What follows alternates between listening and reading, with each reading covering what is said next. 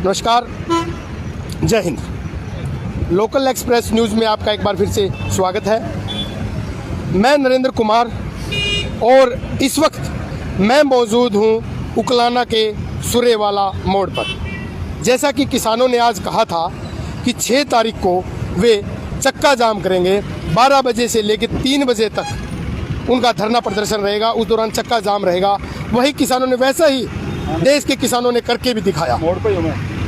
और बात अगर किसान आंदोलन की हम आगे करें तो जो किसान आंदोलन है, इस बात में कोई दोराई नहीं है कि किसान आंदोलन जन आंदोलन बनता जा रहा है। प्रत्येक भारतवासी इसमें अपनी आहुति डालने के लिए आज बिल्कुल तैयार है। आज हमारे साथ मौजूद है प्रमुख समाज सेवी बलराज सभरवाल जी। जी हाँ, बिल्कुल सही सुना आपने, बलराज सभरवाल जी, जो उकलाना में लंबे समय से समाज सेवा के कार्यों से समाज सेवा के कार्य कर रहे हैं। राजनीति में भी इनकी अहम भूमिका रही है। तो सर, आज धरने को समर्थन करने के लिए यहाँ पर पहुँचे हैं। तो बलराज सभरवाल जी से बातचीत करते हैं, उनसे पूछते हैं कि अब तक का जो किसान आंदोलन है उनकी क्या भूमिका रही है। सभरवाल जी, सबसे पहले लोकल एक्सप्रेस न्यूज़ में आपका स्वागत है। धन्यवाद नरेंद्र जी, लोकल एक्सप्रेस का मैं धन्यवाद करता हूँ, आपने मुझे मौका दिया। बलराज जी, आज परिवार सहित आप यहाँ पर पहुँचे हैं उकलाना के सुरेवाला मोड़। सर, अब तक के इस आंदोलन को 70 दिन के आसपास आंदोलन को हो गए हैं। सर, सबसे पहले तो यह बताइए कि कैसे देखते हैं इस आंदोलन को अभी तक। ये किसान, गरीब मजदूर और छोटे व्यापारी, इनके लिए एक मरण जीवन का सवाल है। क्योंकि आज अगर अन्नदाता नहीं रहेगा तो हर इंसान की थाली में रोटी नहीं रहेगी। जी जी। इस सरकार ने अन्नदाता को मारने का काम किया है, ये 3 काले कानून बनाकर। हमने मांगा तो था एमएसपी पे कानून, और उन्होंने एमएसपी पे कानून ना बनाकर 3 काले कानून बना दिए, जो क्लियर कट ये बताते हैं कि वो सिर्फ और सिर्फ अडानी और अंबानी के इशारे पे बनाए गए हैं। और उसका सिर्फ और सिर्फ एक ही मकसद है कि गरीब मजदूर किसान को लूटना और बड़े पूंजीपतियों की तिजोरी को भरना। बलराज जी, जब लगातार जो सरकार है वो कहती हुई नज़र आ रही है कि किसानों के पक्ष में है ये आंदोलन, किसान समझ नहीं पा रहे हैं। अगर इसके बारे में मैं आपको बात करूं तो आप अच्छे से समझ जाएंगे। अगर ये किसानों के पक्ष में होता तो पूरे देश का किसान अनपढ़ नहीं है, उनके बच्चे पढ़े लिखे हैं। मैं अगर सही बात करूं तो मेरी बेटी पीएचडी कर रही है, उसकी आज क्लास थी तो वो कहती मैंने क्लास में जाना। मैंने बेटा क्लास में तू जब जाएगी जब तुम बचेगी, जब तुम किसान ही मर जाओगे, गरीब ही नहीं बचेगे तो फिर पढ़ के भी क्या करोगे।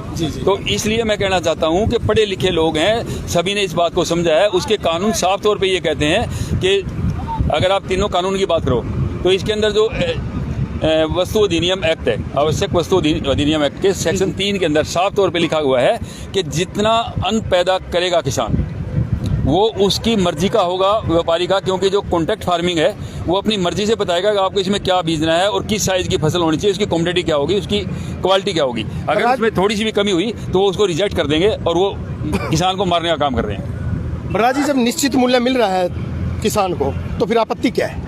निश्चित मूल्य कहाँ मिल रहा है? अगर ये निश्चित मूल्य आज दे रहे हैं, निश्चित मूल्य नहीं, मैं दूसरी बात आपको कहूँ तो निश्चित मूल्य से फालतू भी मूल्य दे देंगे। एक बार ये ऐसा करेंगे कि लोगों को बहकाने के लिए निश्चित मूल्य से फालतू मूल्य दे देंगे, और जब सरकारी मंडियां बंद हो जाएंगी, आड़ती बंद हो जाएंगे, छोटे किसान मर जाएंगे, उस वक्त ये क्या करेंगे? उस वक्त इनका एक ही मकसद होगा कि किसान की फसल को अपनी मर्जी के भाव से खरीदेंगे, और जब किसान को जरूरत होगी या मजदूर किसान को जरूरत होगी तो अपनी मर्जी के भाव बेचेंगे, क्योंकि सारा अन्न इनके पास होगा। उदाहरण के तौर पर इन्होंने BSNL को इसी तरह मार दिया। जियो को तैयार करने के लिए, अंबानी की कंपनी को तैयार करने के लिए इन्होंने BSNL को मारा है। इसी तरह से सरकारी मंडियों को खत्म करके ये अडानी अंबानी की मंडियों को तैयार कर देंगे, और आदमी की मजबूरी होगी उसकी कि जिस रेट में वो मांगे उस रेट में अन्न बेचना पड़ेगा। देखिए, प्रधानमंत्री नरेंद्र मोदी कहते हुए नजर आते हैं कि एक फ़ोन कॉल की दूरी पर है किसान। बात तो करें सर, इसके बारे में मैं आपको बता दूं, ये 100% गलत न्यूज़ है। जो भी न्यूज़ चैनल दिखा रहे हो बिल्कुल गलत दिखा रहे हैं। मैंने खुद उस न्यूज़ को सुना था। प्रधानमंत्री मोदी ने कभी नहीं कहा कि मैं एक कॉल दूर हूं। उसका एक्चुअल एग्जैक्ट वर्ड था, आप मानते कि वार्ता करने को तैयार ही नहीं है प्रधानमंत्री जी? बिल्कुल तैयार नहीं है। एक आदमी अगर मैं उसका सम्मान करता हूँ, हमारा कोई अभिनेता किसी कारण से किसी की डेथ होती है जिसके ऊपर पूरा प्रशासन हिल जाता है, पूरी मीडिया बात करती है, पूरा आपकी संसद तक बात होती है उस आदमी की, और हमारे 200 से ज़्यादा किसान मारे गए, उसके बाद कोई बात नहीं कर रहा। साफ तौर पे मैं आपको बताना चाहता हूँ जो शब्द थे वो क्या थे, एग्जैक्ट वर्ड थे। जी।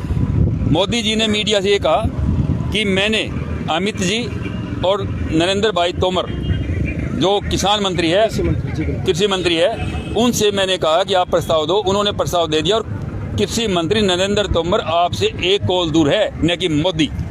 बलराज जी, कृषि मंत्री ने तो बिल्कुल खुल्लम खुल्ला कल संसद में ये बात भी कही है कि केवल एक राज्य का आंदोलन है किसान आंदोलन। पहले तो मैं ये बता दूं कि ये एक राज्य का आंदोलन नहीं है, पूरे देश का आंदोलन है।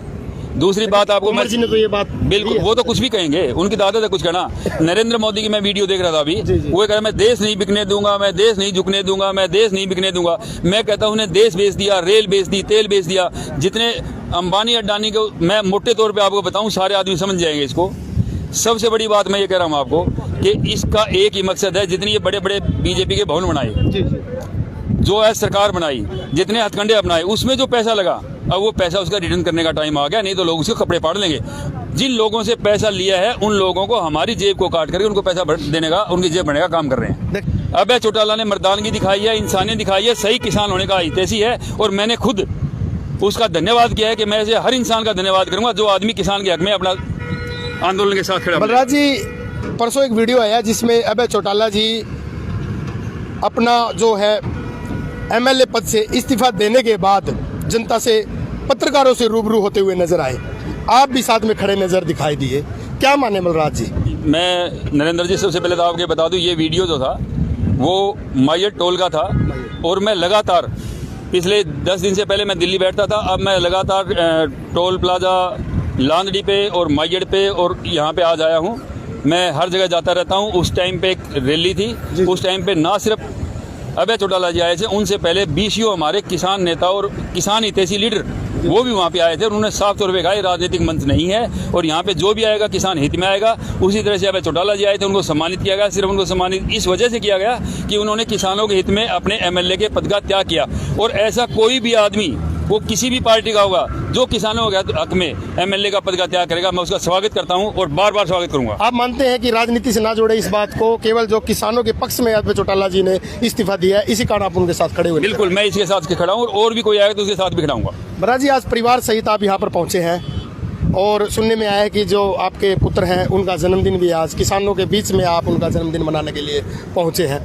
बिल्कुल, मेरे पास ये था कि मैं बेटे का जन्मदिन आज सभी किसानों के साथ में मनाते हैं। जब हम दुख सुख इकट्ठे मनाते हैं, किसान हम सब इकट्ठे हैं, तो मैंने कहा बेटा जन्मदिन तो मनते रहेंगे। आज हम 6 तारीख का वहाँ धरना है, वहीं पे चलेंगे सूर्यवाड़ा चौक पे, वहाँ जाकर सब लोगों के साथ बैठेंगे। और मैंने इसका जन्मदिन यहीं पे मनाने का फैसला लिया था, और ये जन्मदिन मन गया। इतनी दुनिया थी, जन्मदिन था। और सबसे बड़ा मैं कहता हूँ कि आज 12 बजे से लेकर के और 3 बजे तक पिन साइलेंट एक वर्ड है, पूरे रोड पे पिन साइलेंट था, सन्नाटा छाया हुआ था। कहीं पर कोई भी व्हीकल, 1 पहिया 2 पहिया 4 पहिया कोई वाहन नहीं था, और पूर्ण तौर पे ये बंद सफल था। और सरकार को इसके आगे झुकना चाहिए और तीनों कानून वापस लेने चाहिए। बलराज जी को हम एक राजनेता से हटाकर अगर देखें तो अधिकारी भी आप एक रह चुके हैं, तो बलराज जी अधिकारी के रूप में आप ये मानते हैं कि बिल्कुल जो ये 3 काले कानून हैं किसानों के बिल्कुल किसी भी प्रकार से काम नहीं आने वाले हैं? चलो मैं उसी अधिकारी के रूप में अधिकारी के रूप में बताऊं तो मैं एक्साइज एंड टैक्सेशन ऑफिसर रहा हूं, ईटीओ सेल टैक्स हरियाणा में। बिल्कुल। आपका जो कॉन्ट्रैक्ट फार्मिंग है, अगर कोई 100 एकड़ का किसान है, उससे किसी ने कॉन्ट्रैक्ट पे कौन लेगा? अडानी अंबानी लेंगे। अगर आप विस्तृत बात करना चाहते मैं बता दूं, उसके ऊपर अगर किसी की आज ये अगर कोई एक जमींदार है, उसके 10-10 किले किसी ने ले लिए, तो दूसरा छोटा जमींदार उस पर खेती करके अपने बच्चों को पेट पालता है, जमींदार को उसका पैसा मिल जाता है, और एक गरीब और अमीर की सबकी सेवा हो जाती है। लेकिन अगर कॉन्ट्रैक्ट फार्मिंग के तहत जो भी उस पर पैसा देगा, उस पर 18% GST लगेगा। आपको ना पता हो तो मैं कानून के तहत बताता हूँ, अगर किसी ने 1 करोड़ की जमीन ठेके पे दे दी तो 1 करोड़ पे 18% GST देना पड़ेगा। जबकि किसान की चीज़ों पे तो अगर आपको ना पता हो तो पूरे, चाहे वो खाद हो, बीज हो, दवाइयाँ हो, और कहूँ तो मैं इम्प्लीमेंट जितने भी एग्रीकल्चर सब के सब टैक्स फ्री होते थे, इस सरकार ने सारे टैक्सेबल कर दिए। जी, धन्यवाद बलराज जी। यहाँ पर मौजूद हैं बलराज जी के सुपुत्र आज चेतन जी। चेतन जी, आज आपका जन्मदिन है, और गुड़गांव को छोड़कर, अपने निवास स्थान को छोड़कर आज आप लोग किसानों के बीच में अपने पिताजी के साथ पहुंचे हैं विद फैमिली। कैसा लग रहा है सर? बहुत ही अच्छा लग रहा है। अपना जन्मदिन हर किसी इंसान, किसान भाइयों के साथ बना के बहुत अच्छा लग रहा है। जी। नहीं, लगातार जो आपके पिताजी है बलराज जी समाज सेवा से जुड़े रहते हैं, हाँ जी, तो कैसा महसूस करते हैं आप लोग? बहुत ही अच्छा लगता है। पापा हर जगह टाइम पर हर लोगों के साथ खड़े रहते हैं, हर जगह सक्षम खड़े रहते हैं, अपना तन मन धन जैसा हो पाता है वैसे वैसे अपने आप को न्योछावर कर देते हैं। तो हमें बहुत अच्छा लगता है, बहुत खुशी होती है। चेतन भाई, एक दो बातें आपसे किसान आंदोलन को लेकर भी कर लेते हैं। कैसा चल रहा है अभी तक का किसान आंदोलन? आप अपने पिताजी के साथ भी गए होंगे? नहीं, हम दिल्ली भी गए हैं। कैसा माहौल है सर? माहौल अभी समझ से बाहर है, ये समझ ही नहीं आ रहा। समय बीत रहा है वैसे वैसे भीड़ भी बढ़ती जा रही है। वैसे वैसे भीड़ भी बढ़ती जा रही है, पर आगे सुनने वाला कोई है नहीं, तो कोई है नहीं है, तो समझ नहीं आ रहा कि आगे क्या होगा। जी, धन्यवाद। देखिए, चेतन जी का कहना है कि 26 तारीख के बाद, जैसे कि मान लो वहाँ पर लाल किला कांड जिसको हम कह सकते हैं, किसानों के ऊपर आरोप लगाया गया कि किसानों ने वहाँ पर निशान साहिब का झंडा फहराया। उसके बाद किसान जो आंदोलन है वो थोड़ा फीका पड़ा। लेकिन इसके बारे में एक बात जी, राकेश टिकैत जी रोए, उसके बाद यू टर्न लिया किसान आंदोलन ने, और जैसे जैसे अब समय बीत रहा है भीड़ भी बढ़ती जा रही है, लेकिन सुनने वाला कोई नहीं है। बलराज जी कुछ कहना चाहते हैं दोबारा?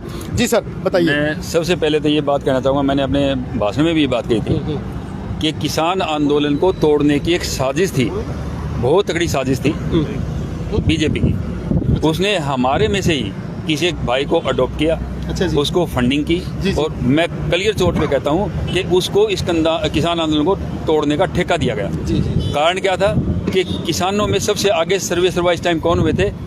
हमारे सिख बरादरी के सरदार भाई, उनका साथ दिया हरियाणा के किसानों ने, जाट बरादरी ने। भाईचारा बढ़ा उससे। इन्होंने पहले भड़काया कि आप हमें पहले यमुना SYL का पानी दो, तब आगे बात करना। हमारे लोगों ने 2 कदम आगे बढ़ करके सिख और हिंदू की एकता का परिचय देते हुए कहा कि ये हमारा आपसी मामला है, बाद में सुलझाएंगे, पहले आप तीनों कानून वापस लो। एक बात मैं और बहुत बड़ी कहना चाहता हूँ आपके माध्यम से कि इन्होंने जो ये दीप सिंधु को प्लांट किया था, इसके ऊपर इसने जो झंडा फहराया, पहली बात तो उस पोल पे कभी झंडा नहीं लगता, सिर्फ 15 अगस्त को झंडा फहराया जाता है, प्रधानमंत्री उस पोल पे झंडा फहराता है, और उसके 24 घंटे बाद वो झंडा उतार लिया जाता है, तो उसके बाद में अगले 1 साल तक कोई झंडा वहां नहीं होता।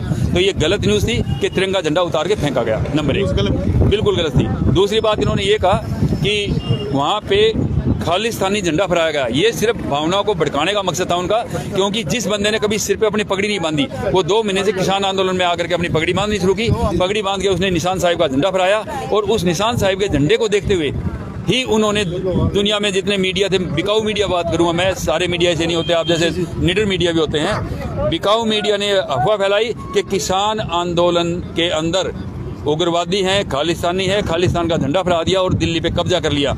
लेकिन ये जो युवा साथी है, आप जैसे जो मीडिया वाले हैं, उन्हीं ने बहुत ही जल्दी इसकी विदिन मिनट पोल खोल दी कि जिस आदमी ने झंडा फहराया वो दीप सिंधु किसान आंदोलन में प्लांटेड था, और वो मोदी और अमित शाह की साजिश थी। और दूसरी बात मैं उसके साथ मैं कहना चाहूँगा आपको, उस आदमी ने इतनी घृणित कार्य किया था कि वो 1984 के दंगे करवाने पे तुला हुआ था कि लोग हिंदू और सिखों का आपस में मारकाट हो जाए, और उसके बाद ये किसी सोशल मीडिया ने भी पर्दाफाश किया दीप सिंधु का। बिल्कुल, मैं सोशल मीडिया का धन्यवाद करता हूं कि दीप सिंधु का पर्दाफाश किया। उसके बाद में मोदी के साथ, अमित शाह के साथ और सनी देओल के साथ में उसको दिखाया गया, उसके फोटो भी दिखाए गए। और यहाँ तक मैं बता दूं कि वो आदमी सनी देओल का स्टार प्रचारक था। आप स्टार प्रचारक करें दीप सिंधु को, लेकिन बलराज जी इतने दिनों से किसानों के बीच में बैठा था दीप सिंधु, तो किसान पहचान क्यों नहीं पाए? इसलिए नहीं पहचान पाए कि वो किसान बनकर के ही आया था। आज अगर हमारा कोई आदमी हमारे बीच में हमारे में से जाता है तो हम ये सोचते हैं कि किसान है वो। अगर वो उसने उसकी बातों से लोगों को जाहिर हुआ, उसे 1-2 बार पहले रोका भी गया।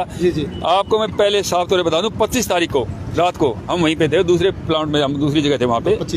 25 तारीख को 11 बजे तक वो आदमी ये कहता है कि हमने इसको हाईजैक करना है, इसको पूरे को उठाना है। और इसने कहा कि हम सीधे लाल किला जाएंगे, हम बीच में रुकेंगे नहीं, सारे बैरिकेड तोड़ेंगे। हमारे जो किसान नेता थे उन्होंने साफ तौर पे बोल दिया, हम कोई बैरिकेड नहीं तोड़ेंगे, हमें जो रास्ते दिखाए गए उसी रास्ते पे जाएंगे। और वो उसी रास्ते पे गए।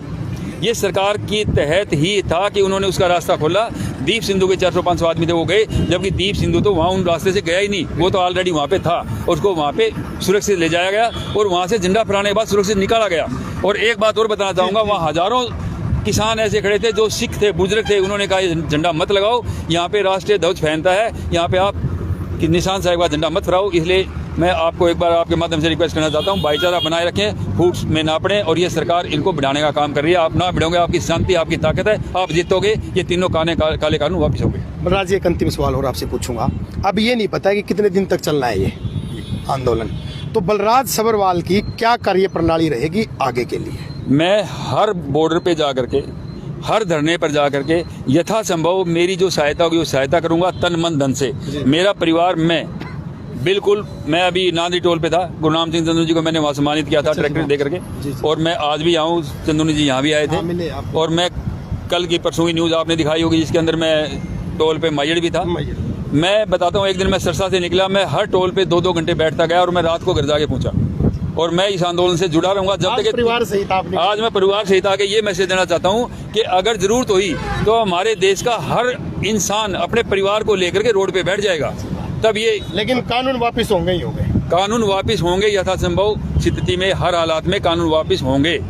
धन्यवाद बलराज जी का। देखियो, क्लियर शब्दों में ये कहना है कि 3 काले कानून वापस करने पड़ेंगे इस सरकार को। तानाशाही रवैया कहीं ना कहीं भाजपा सरकार अपनाती हुई नजर आ रही है, और बिल्कुल जैसे कि बलराज सब्रवाल जी ने कहा कि लगातार आगे की इनकी यही कार्य प्रणाली रहेंगी कि परिवार सहित ये जा रहे हैं, और प्रत्येक जो भारतवासी है, प्रत्येक देशवासी है, उसको कहीं ना कहीं परिवार के साथ ही धरने पर बैठना होगा, तभी ये 3 काले कानून वापस हो सकते हैं।